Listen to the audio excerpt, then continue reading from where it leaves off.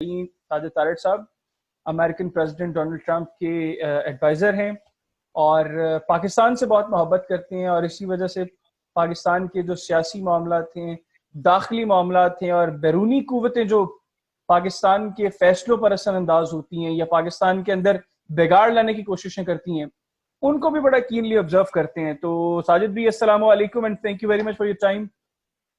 बहुत मेहरबानी, बहुत मेहरबानी। सबसे पहले तो मैं अल्लाह ताला का शुक्र अदा करता हूँ जिसने आपको सेहत अता फरमाई और आप बिल्कुल आप मेरे छोटे भाइयों, मेरी फैमिली की तरह। अल्लाह ताला आपको खुश रखे, हमेशा अपने हिफ्ज़-ओ-अमान में रखे। आमीन आमीन, जज़ाकल्लाह, thank you very much. Sajid भाई, आगाज करते हैं आज मुल्क के सियासी हालात से। वज़ीर आज़म इमरान खान साहब को इक़्तिदार में आए हुए तकरीबन 2 साल हो चुके हैं, 2 साल और 2-3 रोज अब ऊपर गुजर चुके हैं। आप पहले भी राब्ते में होंगे यकीनी तौर पर खान साहब से, और अभी अब के खान साहब, आज से 2 साल पहले के इमरान खान में और आज के इमरान खान में आपको क्या फर्क महसूस हो रहा है? देखिए, आज से 2 साल पहले खान साहब आने वाले थे तो ना सिर्फ मैं बल्कि बहुत ज्यादा पाकिस्तानी जो मुहब्बे वतन थे, पाकिस्तान के लिए दर्द रखते थे, वो खान साहब के लिए दुआएं मांग रहे थे कि एक तीसरा बंदा आए, क्लीन स्लेट लेकर आए, तब्दीली का नारा लेके आ रहे थे। ज्यादातर एजुकेटेड अनएम्प्लॉयड लोग उनके सपोर्टर थे। हम लोग ओवरसीज पाकिस्तानी जो यहाँ पे खून के आंसू रोते रहते हैं इंडिया के हालात देखकर, बांग्लादेश की इकानमी देखकर, श्रीलंका को आगे जाते देखकर, फिलीपीन को आगे जाते देखकर, तो उन लोगों के लिए एक जज्बा था कि खान साहब आएंगे, बनेगा नया पाकिस्तान। तो वो उसमें आके उसके बाद आज मैं खान साहब के खिलाफ तो नहीं बोलूंगा खैर, लेकिन शराफत की भी एक वैल्यू, ईमानदारी की भी वैल्यू एक हद तक होती है। 2 चीजें खान साहब डिलीवर नहीं कर पाए, अच्छी मैनेजमेंट टीम नहीं तश्कील दे पाई। ये भी एक लीडरशिप का होता है।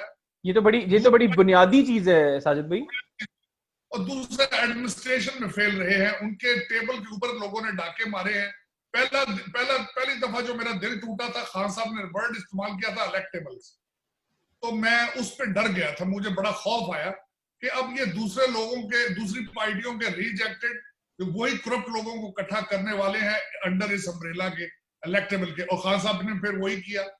उसके बाद ये हुआ कि खान साहब की अपनी कैबिनेट में, आज मैं आपके खासकर प्रोग्राम के वसादत से ये कहूंगा, पिछले हफ्ते की जो सबसे हार्ड खबर ये थी कि जो लोग जो गैर मुल्की इनके मुशीरान हैं उनके असाथे और सिटीजनशिप डिक्लेयर की गई। ये टिप ऑफ द आइसबर्ग है, ये टिप ऑफ द आइसबर्ग है, इससे कुछ फर्क नहीं पड़ता। ये हर पार्टी लाती रही है बाहर से लोगों को, टेक्नोक्रेट्स को।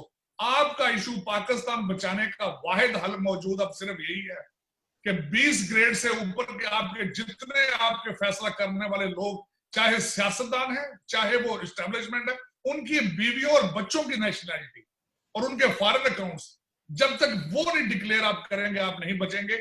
इस वक्त आपकी एलीट जो पाकिस्तान के क्रिटिकल डिसीजन ले रही है, उनके दिमाग पर इस वक्त दुबई, लंदन और अमेरिका की प्रॉपर्टीज हैं। जब तक आप वो नहीं निकाल पाएंगे पाकिस्तान, आप कोरोना से बच जाएंगे, बिल्कुल कोरोना से बच जाएंगे, कोरोना कुछ नहीं कहेगा। लेकिन ये जो दूसरा वायरस आपके बोन मैरो में पेनिट्रेट कर चुका है, ये बहुत ज्यादा खतरनाक है। मैं आपको मेरे क्वेश्चन मार्क है। मैं रिस्क हलाल कमाता हूं, अमेरिका में 4 बच्चों को पढ़ाया। आप मुझे ये बताएं 20 ग्रेड का अफसर का बच्चा अमेरिका में इंटरनेशनल ट्यूशन फीस किस तरह अदा करता है?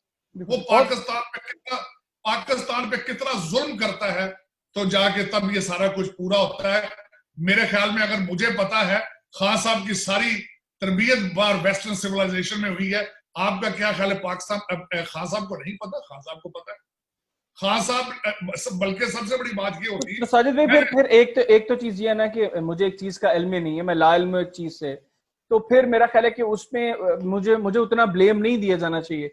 जब एक चीज से मैं वाकिफ हूँ, मुझे अच्छी तरीके से पता है कि ये चीजें इस तरीके से होती हैं, उसके बावजूद मैं आंखें बंद करके बैठा रहूं, तो ये फिर क्या सूरत है खान साहब?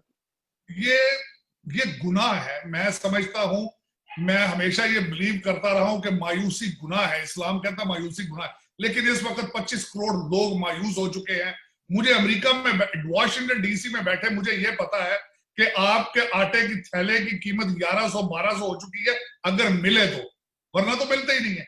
और आपका कंट्री एग्रीकल्चर कंट्री है, अगर वहां भी ये हालात है तो आपका क्या ख्याल है? बनी गाला वालों को नहीं पता? बिल्कुल ठीक, उनको भी पता है। बिल्कुल ठीक। अच्छा साजिद वो भाई, आपने आपने जी, खान साहब की टीम की बात की, आपने सबसे पहले उसको क्रिटिसाइज किया कि खान साहब की टीम ठीक नहीं है। खान साहब की टीम में 3 सबसे बेहतरीन और 3 सबसे निकम्मे लोग आपकी नजर में कौन? मेरे ख्याल में इस वक्त खान साहब की पूरी टीम में 3 लोग अच्छे, मेरी नजर में, मेरे क्रेडेंशियल्स के हिसाब से 3 मौजूद है ही नहीं। उफ, सारे यके हैं, सारे यके हैं।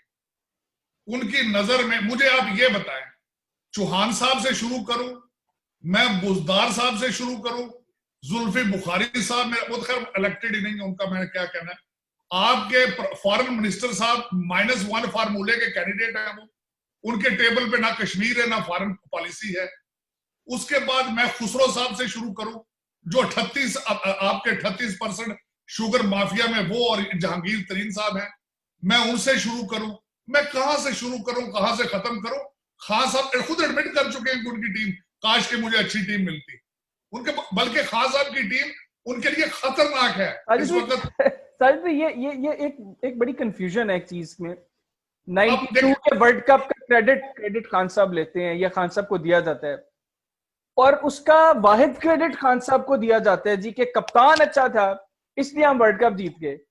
आज जब खान साहब की टीम परफॉर्म नहीं कर पा रही, तो डायरेक्टली एंड इनडायरेक्टली खान साहब भी परफॉर्म नहीं कर पा रहे, तो उसका सारा ब्लेम महज टीम पर क्यों डाला जाता है? उसका क्रेडिट या उसका जो डिस्क्रेडिट है वो खान साहब पे क्यों नहीं जाता? बिल्कुल, मैं खान साहब के, मैंने आपको बताया खान साहब की 2 खामियां खुल के सामने आ चुकी हैं कि अच्छी टीम तश्कील नहीं दे सके, अच्छे मैनेजर नहीं है, और अच्छे एडमिनिस्ट्रेटर भी नहीं है। उसकी वजह यह कि अपने पूरे 2 सालों में कोई एक ऐसा जामे प्रोग्राम वो इंट्रोड्यूस नहीं करा सके कौम की रिलीफ के लिए, एक भी प्रोग्राम नहीं है, एक भी सिंगल। दूसरा ये है कि मुझे ये बताएं कि पाकिस्तान नीचे से नहीं, कोई उसमें कोई अच्छा काम एक भी, मैं बड़े हर वक्त रिसर्च करता हूं पाकिस्तान पे। मैं रोजाना घर से निकलने से पहले 2 पाकिस्तानी न्यूज़पेपर पढ़ के निकलता हूं दिल्ली से, पिछले 35 सालों से। मुझे कोई एक अच्छी चीज मुझे तो नजर नहीं आ रही है कि खान साहब ने कोई ऐसा जामे प्रोग्राम, ऐसा कोई डैम शुरू कर दिया हो जिससे नजर आ रहा हो कि पाकिस्तान की किस्मत बदल जाएगी, पाकिस्तान तब्दील हो जाएगा। मुझे ये बताएं, खान साहब के बड़े चहेते ARY के अगले दिन एक वो क्या नाम है, चौधरी साहब, उन्होंने कहा 3-3 करोड़ दे के DC लगते हैं। मेरा मकसद अब ये बताएं कि ओपनली, और उन्होंने कसम उठा के कहा है। उसके बाद मुझे ये बताएं, आपके एक एंकर है इमरान रियाज खान साहब, उन्होंने तो खैर अगले दिन अखीर कर दी, उन्होंने तो वो तोरो बुजदार निकाला है वहां से जाके, वो ऊपर DI खान से, वहां जहां से बुजदार साहब है, उन्होंने तो जो वो तसल्ली की है। मेरे ख्याल में ये बताएं कि ये पाकिस्तानी लोग नहीं देख रहे, पाकिस्तानी एडमिनिस्ट्रेशन नहीं देख रही, पाकिस्तानी डिसीजन मेकर ये नहीं देख रहे। अगर पब्लिक में खुल के आ चुकी हैं, और मुझे छोटी सी बात, मुझे खान साहब के, खान रियाज साहब, अपना इमरान रियाज साहब, आप तीसरा पोर्शन सर बैरिया टाउन का कंप्लीट नहीं कर सके आप। मेरी और उसके ऊपर बड़ी मजे की बात यह है कि इन्होंने एक सूबाई वजीर को फारिग कर दिया, 5 रोज पहले चार्ज लिया कमिश्नर लाहौर ने, उनको उन्होंने फारिग कर दिया। और जो मसला था, खैर अभी चूंकि वो चीजें पूरी तरह क्लियर नहीं हुई तो इसलिए मैं ब्लेम नहीं करूंगा, लेकिन जो मेरे पास इत्तलात हैं, क्योंकि 25 अरब रुपए की गेम है जिसमें 8 अरब रुपए वहां से आ रहे हैं जहां से आपने जिक्र किया, बैरियर टाउन से, और प्रॉब्लम वही है कि रूट को डाइवर्ट करना है, और जिसकी वजह से एक वजीर फारिग हो गया। और ये वो चीजें हैं जिनके खिलाफ खान साहब आवाज उठाते थे, आज खुद खान साहब वो सब कुछ कर रहे हैं। मेरी एक गुजारिश है लोधी साहब से, लोधी साहब, जब मैंने पाकिस्तान छोड़ा था उस वक्त लोग कहते थे जी MBBS करना है तो पता नहीं क्या हो जाएगा। उसके बाद जितने पढ़े लिखे बच्चे थे ना, वो सारे करप्शन करने के लिए DMG ग्रुपों में आए। लोधी साहब एक मुझे फेवर दें, एस्टेब्लिशमेंट को बताएं कि अब जाके रियल एस्टेट का काम शुरू करें, कब्जों के कोर्स करें कि कब्जे किस तरह करने हैं। आपको CSS अकेडमियां फेल हो चुकी है आपकी। उसकी वजह यह है कि आपका पूरा मुल्क एक अनपढ़ प्रॉपर्टी डीलर चला रहा है बड़ी कामयाबी से। तो ये आपकी CSS अकेडमियां और आपकी दूसरी अकेडमियां और तीसरी अकेडमियां, आपको 5 दिन में फारग कर दिया गया लोधी साहब। आपकी पूरी जिंदगी की ब्यूरोक्रेसी फेल हो चुकी है एक प्रॉपर्टी डीलर के हाथों। और ये मेरे ख्याल में ये लम्हा है। फिक्री है सर। बिल्कुल। अच्छा साजिद जी, आपने शाह महमूद कुरैशी साहब का जिक्र किया कि वो -1 फार्मूला के तहत आगे कैंडिडेट भी हैं और उनकी टेबल के ऊपर जो कोर इशू है वो बुनियादी तौर पर यही है कि किस वक्त खान साहब जाएं और वो प्राइम मिनिस्टर बने। आपने उसके ऊपर एक प्रोग्राम भी किया। तो क्यों लगता है आपको कि शाह महमूद कुरैशी साहब वो अपनी वजारत के कोर इशूज जिनमें अभी यकीनी तौर पर सबसे अहम मसला कश्मीर का है उसको साइड पर रखकर और बाकी तमाम इशूज को साइड पर रखकर इस स्पेसिफिक चीज को ऊपर वर्किंग क्यों कर रहे हैं? क्या आपकी कुछ सोर्सेज हैं या क्या आपकी ऑब्जर्वेशन है, क्यों आपको लगता है ये सब कुछ? मैं पाकिस्तान आके बल्कि मेरा बड़ी ख्वाहिश थी कि सिर्फ और सिर्फ मैं आके एक प्रोग्राम पाकिस्तान में करूं जिसमें सिर्फ कुरैशी साहब को और जयशंकर साहब का कंपैरिजन दिया जाए, क्योंकि जयशंकर साहब अमेरिका के यहाँ पे इंडिया के एम्बेसडर रह चुके हैं। मैं आपको गिनवाना चाहूंगा कि आप ये बताएं शाह महमूद कुरैशी साहब ने कश्मीर की सपोर्ट के लिए कितने इंटरनेशनल दौरे किए हैं। मैं जयशंकर का बता देता हूं आपको कि उसने कितने किए, क्योंकि इंटरेस्ट ही नहीं है सर। खान साहब ने उस वक्त फॉरेन मिनिस्ट्री में लगाने के लिए ये सोचा नहीं है कि इस बंदे के क्रेडेंशियल। खान साहब मुझे ये बताएं, ओवरसीज पाकिस्तानी आपके 25-26 करोड़ लीगली भेजते हैं, हर बिलियन भेजते हैं डॉलर रेमिटेंस मिडिल ईस्ट से। हमारे जो इस वक्त ओवरसीज पाकिस्तानी फाउंडेशन के जो मिनिस्टर हैं जुल्फी बुखारी साहब, जो सोने का चमचा लेके पैदा हुए, पूरी उर्दू भी सही तरीके से नहीं बोलते। आपके क्या ख्याल में मिडिल ईस्ट में लोगों को इस लेबर को वापस भिजवाने की सलाहियत रखते हैं? मेरे ख्याल में जीरो। खान साहब का एक मिनिस्टर भी किसी अपने पोर्टफोलियो पे एडजस्ट होता हो, मुझे ये बताएं। वो अपना हवाबाजी वाले आपने जिन्होंने पीआई के सारे सत्यानाश कर दिया, पायलटों को उजाड़ दिया, उसके पास हवाबाजी का, उसके पास सिविल एविएशन का क्या एक्सपीरियंस था? मुझे ये बताया रोजवेल्ट के डाके के लिए 1 साल से तैयारी हो रही है और खान साहब खुद अपनी कैबिनेट को कहते रहे हैं कि इसको जल्दी से जल्दी अप्रूव किया जाए, जिसको पिछली दोनों गवर्नमेंट मनशा ग्रुप इंक्लूडिंग पीपल्स पार्टी अब डाके मारने की तैयारियां करते रही और वो रब्बी बच गया। वो पीआईए पूरी की वैल्यू एक तरफ और रोजवेल्ट होटल की वैल्यू एक तरफ, और एक बच्चा 30 साल का ब्रिटिश। खान साहब कहते हैं मेरा बड़ा खास दोस्त है, कुछ लोग तो कहते हैं शायद रिश्तेदार भी है। किसी टीवी पे उन्होंने पूछा था इसका बिजनेस क्या है, खान साहब ने कहा मुझे बिजनेस नहीं। आपको अपने दोस्त का बिजनेस क्या नहीं पता क्या करता है वो? और वो डाका मार रहा है इतना बड़ा पाकिस्तान लेवल का, जो सदियां आपकी नस्लें याद रखेंगी। एक साल से तैयारी कर। पीपल्स पार्टी और नून लीग के दौर में जिस वक्त इसकी प्राइवेटाइजेशन की बात हो रही थी तो इसके सबसे बड़े नाकेद खान साहब थे, और इसको रोकने के अंदर भी खान साहब की उनका यही आर्ग्यूमेंट था कि इसको प्राइवेटाइज नहीं किया जाना चाहिए, ये पीआईए के एसेट है, ये पीआईए के पास रहना चाहिए। खान साहब अगले दिन सर इन्होंने पीटीवी में, मुझे किसी ने पिछली निकाल के स्पीच दी कि इन्होंने पीटीवी जो है वो शहबाज शरीफ और नवाज शरीफ का प्रोपेगेंडा कैंपेन उनका करता है, 35 रुपए का बिल भेजा जाता है, 100 करने लगे थे अगले दिन खुद ही उसका। खान साहब या तो मेरा मकसद है बिल्कुल ही सोचते नहीं है। असल में ना मैं एक और बात बताता हूँ, मैं सारी जिंदगी पॉलिटिकल वर्क कर रहा हूँ। मैंने एक और चीज देखी, जब एक बंदा ऑफिस से बाहर होता है उसको ग्राउंड रियलिटी का पता होता है। जब वो ऑफिस में चला जाता है तो वो अकबर बादशाह बन जाता है, उसके दरबार में सारा दिन खुशामदीद बैठे रहते हैं, तो वो उसको रिपोर्ट देते हैं कि सर आपके लोग आपके गीत गा रहे हैं। लेकिन साजिद भाई, कथा कलामी की माजरत, आपने कहा जो बंदा ग्राउंड में होता है उसको ग्राउंड रियलिटीज का पता होता है, लेकिन खान साहब से तो आज जिस इदारे से मुतालिक सवाल किया जाए वो कहते हैं इसका तो मुझे पता ही नहीं था कि इसकी हालत ये है। वो इसलिए क्योंकि खान साहब इस वक्त बैठे हैं तख्त पे बैठे ना, सामने सारा दिन गीत गाए जा रहे होते हैं कि आप कितने अच्छे एडमिनिस्ट्रेटर हैं, आपके स्टैचूज बन रहे हैं बाहर, आप तो भगवान खुदा बन गए हैं, आपकी तो रियाया आपके लिए आप गजलें लिख रही है।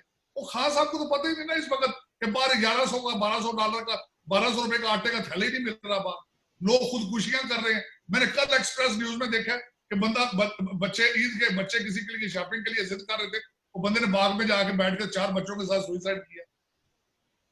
मेरा बस मदीने की रियासत खान साहब, मुझे ये नहीं समझ आई कि मदीने की रियासत की 4 स्टैंडर्ड कर दिए उन्होंने। वो दवाई लेने भेजा है, मुझे ये बताया नवाज शरीफ को, तो जो उसमें तो जोर डालते, जहांगीर तरीन का पूछते ही नहीं।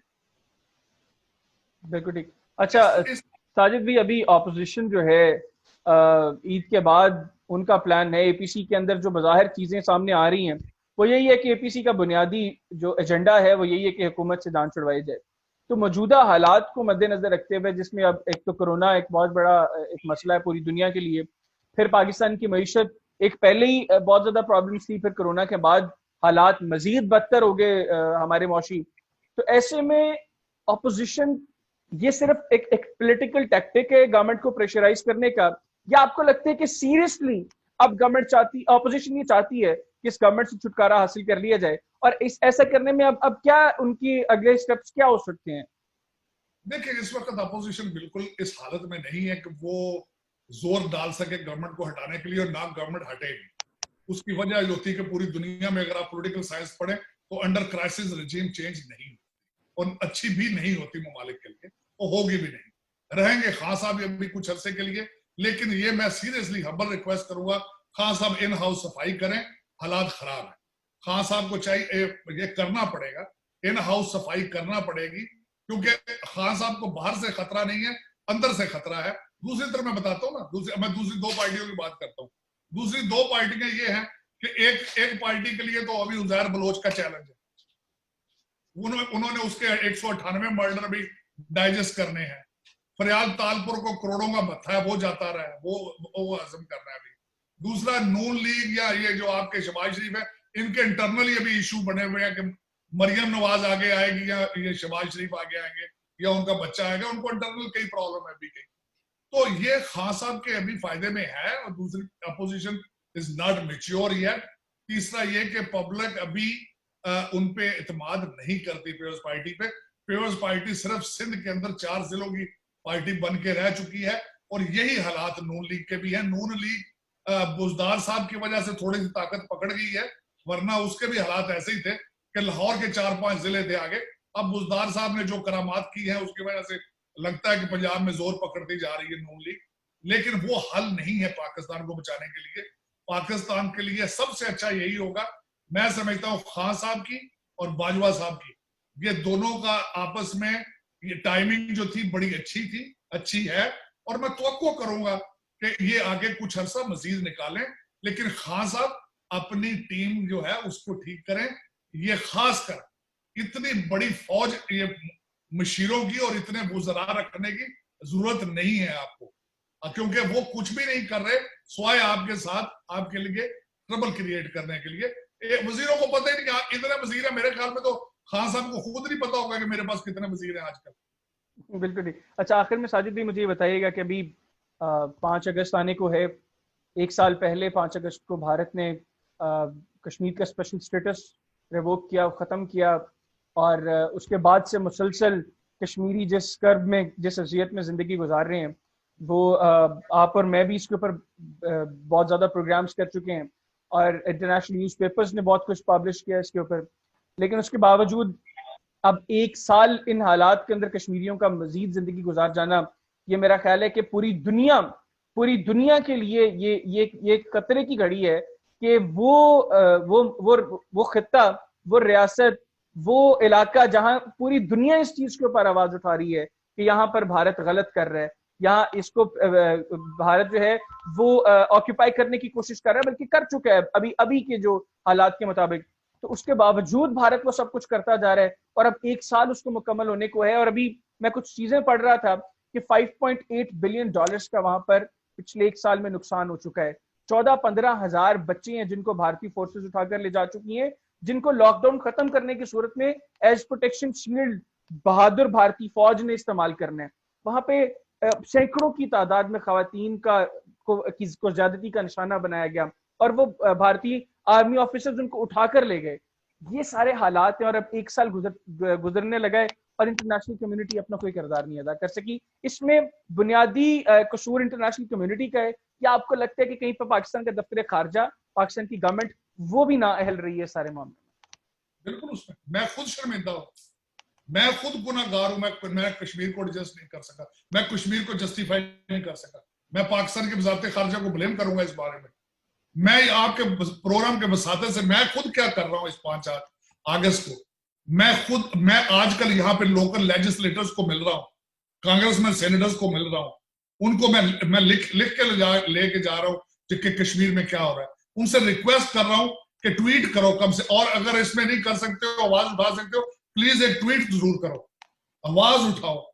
मैं आपके प्रोग्राम के वसातत से हर पाकिस्तानी, बिलखसूस जो बाहर के मुल्कों में बैठे हैं, मैं उनसे हम्बल रिक्वेस्ट करूंगा, अगर जाके नहीं मिल सकते तो अपने कांग्रेसमैन सेनेटर्स, अपने लेजिस्लेटर्स, चाहे जर्मनी में बैठे हैं आप, चाहे फ्रांस में, घर में बैठ के उनको लेटर लिखें, कश्मीर के हालात बताएं। इस वक्त दुनिया में लोग मुमालिक अपने कमर्शियल बेनिफिट को देख के डिसीजन लेते हैं, और जो कश्मीर में हो रहा है, मैं रिक्वेस्ट करूंगा हर पाकिस्तानी, हर आपके देखने वालों को, जब भी एक पानी का गिलास ठंडा पीते हैं या गर्म खाना खाते हैं, तो सोचें कि आपके कुछ भाई बहन जो हैं वो हिरासत में हैं, ना जिनके पास दवाइयां हैं, जिनके जुमा पढ़ने पर पाबंदियां हैं, जिनकी ईदें पढ़ने पर पाबंदियां हैं, जिन पे ऑलमोस्ट जिहाद वाजिब हो चुका है, उनके हालात क्या है। तो जब तक ये हम अब उठेंगे नहीं, करेंगे नहीं, उस वक्त तक कुछ नहीं होगा। मैंने तो खैर, मैं एज ए पॉलिटिकल साइंटिस्ट ये देख चुका हूं कि मैंने अपनी जिंदगी में कश्मीर आजाद होते देखना है। उसकी वजह ये है क्योंकि मोदी, क्योंकि सिर्फ कश्मीर नहीं, उसने इंडिया के अंदर कई और ऐसे खतरनाक स्टेप्स उठाए हैं जिसने इंडिया को पाश कर देना है। वहां पे जिस तरीके से उसने 25 लाख मुसलमानों को चौक करने की कोशिश की है, जिस तरीके से वो सिखों पे जुल्म कर रहे हैं, जिस तरीके से वो दूसरी कौमों के ऊपर जुल्म कर रहा है, वो हिंदुत्व का जो concept, Hindustan for Hindus only, is a dangerous phenomena. और इसी फिनोमेना के जरिए इंशाअल्लाह ताला कश्मीर आजाद होगा, हम ढल जेल में जाएंगे। मेरी जिंदगी की ख्वाहिश है कि मैं लाल चौक में जाके 2 नफल नमाज शुक्राने के अदा करूं, और मेरा खुदा मुझे ये इस नेमत से नवाजेगा इंशाल्लाह। आमीन। साजिद भाई, थैंक यू वेरी मच, आपने अपना कीमती वक्त मुझे दिया। नाज़रीन, आज के प्रोग्राम से मुझे इजाजत दीजिए। अल्लाह हाफिज।